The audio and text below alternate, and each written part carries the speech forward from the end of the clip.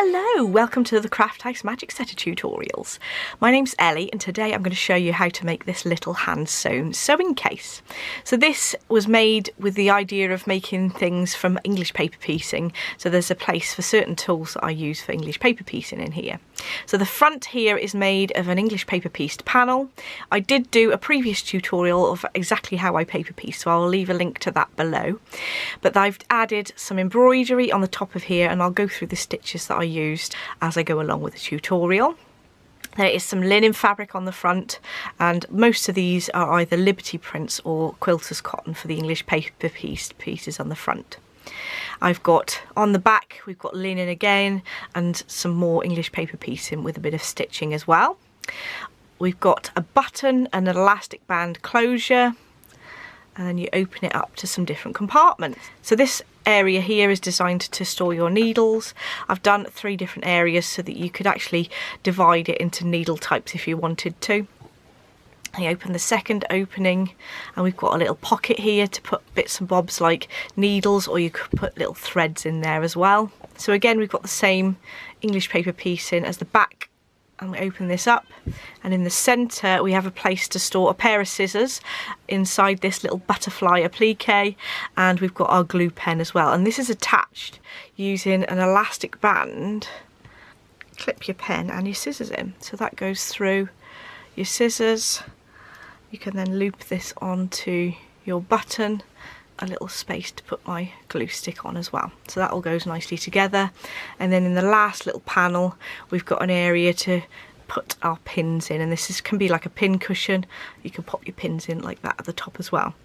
So all the pieces that you'll need for the different shapes, like the hearts, the butterfly, the panel for the bottom, and the construction of these hexagons, they'll all be in a PDF document which I've got to download from my website, and I'll leave a link to that in the description bar down below. There is a very small charge for that, but a very minimal charge, but you could of course decide on what size you wanted the case yourself and create the little shapes for the pin cushion, etc., in the style that you want it. So I've already got some panels made up here. So you need to make 4 of these panels. So I'm working on the last one and I'll show you how to make that up, and then I'll show you how to assemble them all together. Now these pattern pieces, I have uploaded them to my website, so you can actually purchase the pattern for just £2 for the pattern pieces here. When you cut them out, make sure you cut around the outside of the black line. I've made the black line nice and thick so that you can see it really easily when you're tracing it. So you will need, for the whole case, you need 4 pieces of patterned fabric in the large hexagon size. You will need 4 pieces of the wadding in this medium hexagon size, and 4 pieces of linen in the medium hexagon size. That's for these actual panels.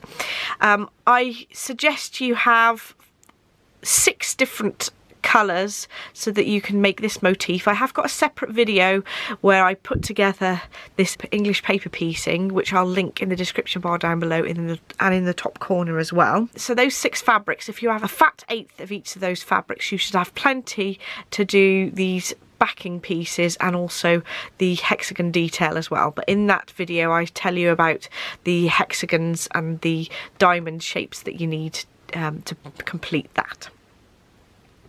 You will also need some felts to do the detailing on the inside of the case. I have got 3 different colours and I've already cut out and stitched some of these. So I have got a pink, I have got a grey, which is this one, and then the beige, and a little bit of like a purpley pink as well, which I've used for the pocket. But you don't need very much. I think they do 8-inch squares of felt. That should be enough of each colour. And of course you need matching threads as well. I've got my medium hexagon laid on top of my wadding, and I'll just put the pattern fabric to one side for a minute. I've already prepared some English paper piecing to mount on here. So in the tutorial I did this large section, but I wanted to have different patterns on the sort of inside and the back of the case so that you can tell which is the back and the front. So I've made one with a hexagon and the diamond shapes around the outside. I will put details of the Hexiforms I used in the description bar down below, but basically they're little forms you can buy in different shapes and sizes that you can leave in your stitchery, and it makes a nice little texture. If you look at this, it sticks out slightly on the edge to make a nice textural detail. So I've got my English paper piece and that I'm going to mount on top of here. But you've got these little ears at the edges of the fabric. I suggest you glue those down before you start. I've just got my glue pen. Just make sure that your seam here is glued down nicely already, and then you can put some glue on the back there. Stick that bit down, then put a bit more glue and fold it over again. So you've got a nice point that you can stitch down, and you don't have to worry about tucking in those ends as you stitch it down. Now you need to make sure that you've got this as central as possible, so I normally use a ruler to work out where to place it. This one is about 1.5 inches from each corner, so I just go around and measure that I've got it in the right place. But normally if you eyeball it, you can sort of place it more or less in the right place before you measure it, and I'm just going to double check that I've got everything in the right place. I think that's okay, so I'm going to put a pin in there. What I should do actually is make sure that I've got my linen lined up on my wadding as well. So I've just put a pin in there with all those pieces lined up, and I'm actually going to put another second pin because they do tend to move a little bit when you've got English paper piece in and you're going to mount it on a fabric. So having a couple of pins in there just keeps it nice and secure so it won't move at all. So I've already threaded my needle up with some really fine thread. This is decobob. I'll leave a link to it in the description bar down below. And these needles are some that I sell in my shop. They're a size 9 sharp applique needle, and they're just really nice to use for English paper piecing, and I use it to stitch down as well. So I'm going to make a knot in the thread. I'm afraid you're not going to be able to see this very well because it is a very fine thread. But I wrap it around the needle 4 or 5 times and then thread it through to the end, and you've got a tiny little knot. When I do the actual embroidery on this, you'll be able to see that a lot better. So I'm going to take my thread and come out, go into the English paper piecing and come out at the very corner of the work, so that I'm ready to start sewing that in. And I'll zoom in a little bit. So I'm basically trying to do an invisible stitch just to mount the English paper piecing onto the fabric. I've got rather a long piece of thread here really, but you're probably better having a shorter piece so it doesn't knot as easily.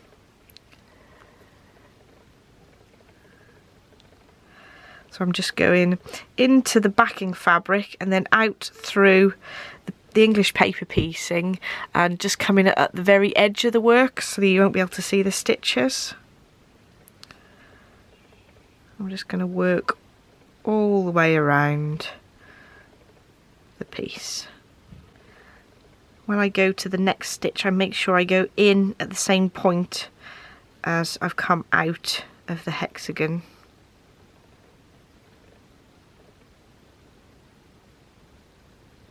So when I get to the corners, I just make sure that I've tethered the very tip down nicely. And just keep turning it around and stitching around the work.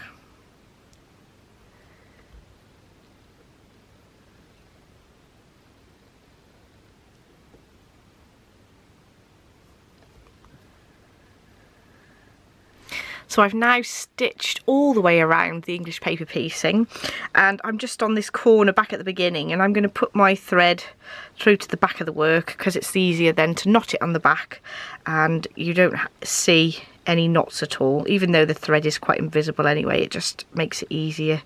You don't have to worry about being able to see it. I'm going to cut my thread. So the next stage is to do some stitching, some quilting around the outside of here. Now normally I would quilt after I've done sort of the backing and the binding, so I'm quilting through the 3 layers, but because we've got little storage areas on the inside of these panels, I want them not to have the stitching showing, so I will quilt them before I put the backing piece on. So I've got some pink thread that I've got to pick out this nice corally pink in a couple of the fabrics. So this is a normal embroidery thread with 6 strands, but there's 2 strands left at the moment. But in case you didn't know about it, if you do cut a length of it and then just grab one of the threads and hold the rest, you can pull out 1 thread out of your batch of threads, which is very handy. You must only pull the 1 though, otherwise you'll get in a big knotty mess. And if you do it so that the thread is too long, it then won't work as well. But if you just pull 1 thread out of a reasonable length, then you'll end up with it separating. So I've separated these 2 threads, even though there are only 2 threads left, because sometimes they sort of twist round each other. And I think if you separate them, put them back together, they come out a little bit neater when you come to sew it. So I've got an embroidery needle. This is a size 3 embroidery needle, and I'll link the embroidery needles in the description bar down below. Just thread my needle. Because this is a large head, it's quite easy to thread. And then I'm going to do a quilter's knot out of this thread. You hold it onto the needle, wrap it round 4 or 5 times. Hold that where it's been wrapped around and then drag it over the needle and right to nearly the end. It will just settle itself near the end of the thread. So that's your quilter's knot, and then you don't have to worry about trying to do separate knots and getting them bulky enough so it doesn't come through the fabric. Plus you're going to do the work starting at the back of the work, so you won't see the knot at all. I normally start sort of on the inside of the English paper piece and then work my way all the way around. So when I'm doing this sort of running stitch, you can sort of go in and out like this, but I find that I get a much better placement of stitches if I just go 1 stitch at a time, which is a little more time consuming, but I do find that I get a neater stitch if I'm working around the edge of an English paper piecing section. We've got a bit of a knot come there. If you just tug inside that knot and then pull that thread, that'll come out. I remember that little tip that my auntie told me when I was very little, when she was teaching me how to sew. You might be neater than me and be able to do it in an in and out swoop at the same time, but I do like to try and make this part as neat as possible, because I do think this shows quite a lot when you're stitching around. So I've now just got to the point where I'm on my last stitch to go all the way around the star. I've tried to get my stitches as even as possible and tried to make it so that they're in even distance from the star all the way around. Because it's hand sewn, it might not be exactly perfect. You can actually mark your line of stitching if you want to, if you're not very confident where your stitch placement is. So I'll go to the back of the work and just knock that off.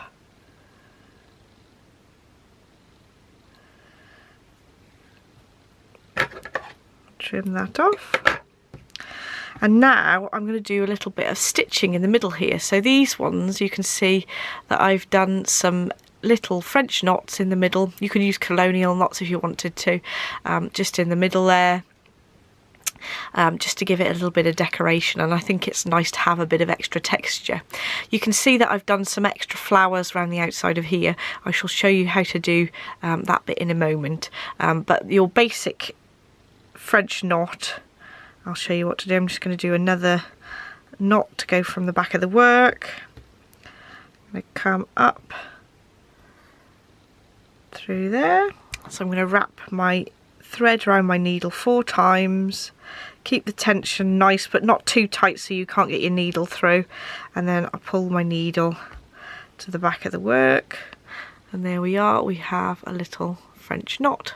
I'll zoom in and do that again so you can see a little bit better. So I'll do another one next to it. I'll wrap my needle round 4 times, keep the tension but don't pull too tight, and go back in just next to where you come up, not exactly where you've come up, otherwise you'll not have a knot there when you've finished. So there we go, that's the French knot. So I'm going to do a cluster of those. I'm going to do 2 different colours of thread. I'll do a batch of this colour and then I'll use a slightly lighter pink as well. I've put some darker pink. I'm going to add some lighter pink ones now. I'll just try to do them sort of dispersed nicely so that they look like a little group of flowers, or a hydrangea I suppose. There we go, I think that's enough. I'm going to knot that at the back and then we can get on to the next bit. So you can see this bigger one, I've done that cluster in the middle, and I've also added little clusters of French knots, and then I've done a stem. I was just going to show you how I do that little stem stitch, although what I should have done is do that before I put the backing on, so I'll just have to be really careful that you can't see my threads on the back of the work. So I'm going to attempt to try and get in at the side here in a gap, so that I can, the knot that I've just made goes through. We shall see if it works. Ah, yes, brilliant. So that's pulled through. So normally I'd do this at the same stage as this one, so that you don't have that issue with the knot. Also, you can do the embroidery onto the English paper piece and straight away before you mounted it. So what I'm just going to do is like a lazy daisy stitch really.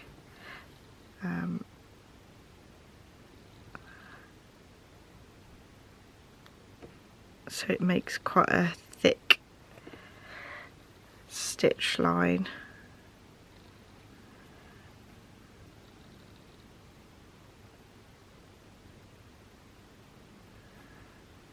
Wrap that thread around the needle so it catches. One last stitch.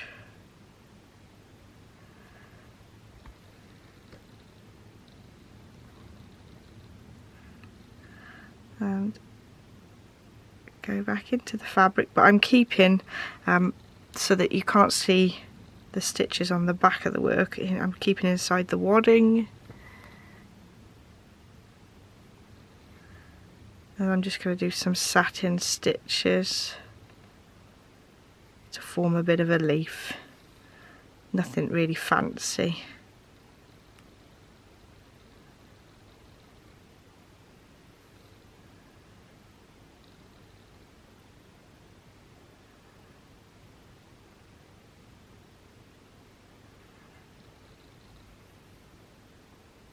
Because I can't go through to the back of the work to finish off, I'm just going to cheat and weave my needle into the wadding at the back. So hopefully that'll hold, and then come through the back of the fabric. And then that's finished off, and I can trim this right up close to the fabric. You can do a knot and then pull it through, but because I've got the Hexiforms there, I don't think that it'd pull through very well, so I've just woven it into the wadding at the back. Not ideal, but it's an alternative to make an invisible stitch. So that's the fronts of the panels all embroidered and stitched. I need to bind this now in the pattern fabric. So this is my patterned fabric. I'm going to put the right side down and place my piece on top of this. What I need to do actually is just trim the wadding underneath so that it comes perfectly flush with the fabric, so that we've got a nice neat edge when we're binding it. So I'm going to go over to the rotary cutter and just cut that off camera. So I've just trimmed that off now. You can do it with a pair of scissors, but it's nice and quick and easy to do with a rotary cutter. So I need to position this now right in the centre of this hexagon. So I need to make sure that the distance all the way around is the same. It should be about 3/4 of an inch. So I'll measure with my ruler. It's very handy to have an inch ruler really, because you can just do those small measurements. Right, I think that is in position. I'm going to put quite a few pins here just to make sure it stays into place, so that it's central on the backing fabric. So it's all pinned down, and now I've got to fold these edges in so we can bind it. So I'm just going to fold it the width half in. You can use an iron for this as well, just for ease while I'm using the camera. And then I'm going to use some Wonder clips just to clip this in nicely. So next side, hold that in place. That just helps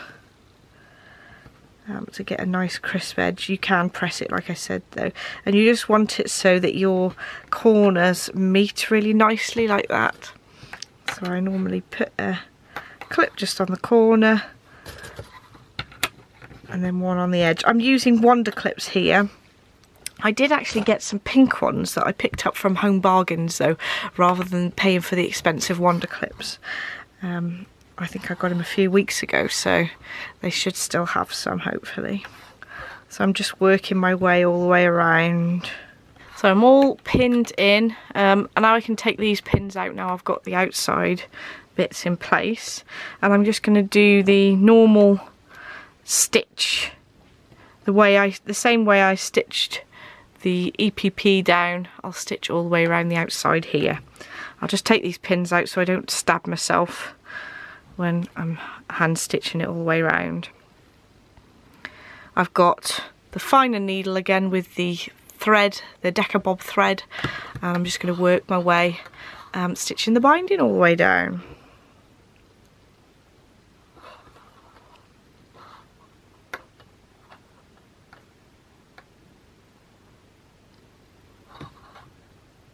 When I get to the corner, I can tuck my needle just inside there to make sure it's all folded in the right place, and then I'll come right up in the corner where I've got the two pieces of fabric in place, so then I can secure it, and I'll stitch that a second time in the corner and then work my way along the side again. So I've now finished stitching. I'm going to go into the fabric and just do a knot a couple of times.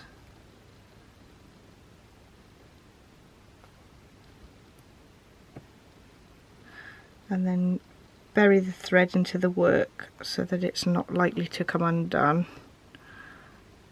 And I can cut that thread. So there we are, we have 4 panels ready to make up the case. So you can tune in for part 2 for the rest of the instructions for making up the case. Thank you so much for watching. Don't forget to like and subscribe if you'd like to see more, and I shall see you in the next video.